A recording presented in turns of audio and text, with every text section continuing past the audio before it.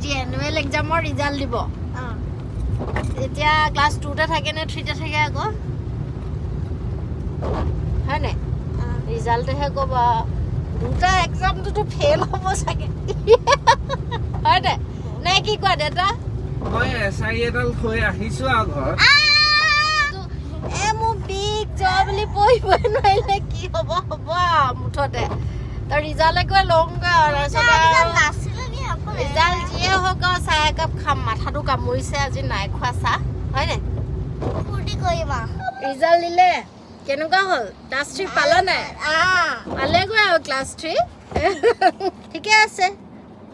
আৰু লগতে মনিও কিনিলে গৈ মেলি এক্সপ'টো সোমালে আৰু কি বস্তু চাইছে দেখিছেনে আৰু সেইটো ওপৰত লাবুবুটো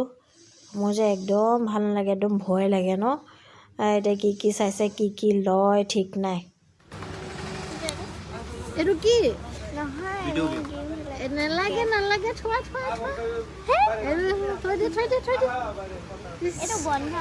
বন্ধ হ'ল ঠাই আৰু ক্লে শ্লেট সেই কিনিলে এইফালে দেউতাকেও কিবা লৈছে মইহে একো লোৱা নহ'ল আৰু কি কৰিব এতিয়া ঘৰলৈ গৈ থাকোঁ আৰু বলক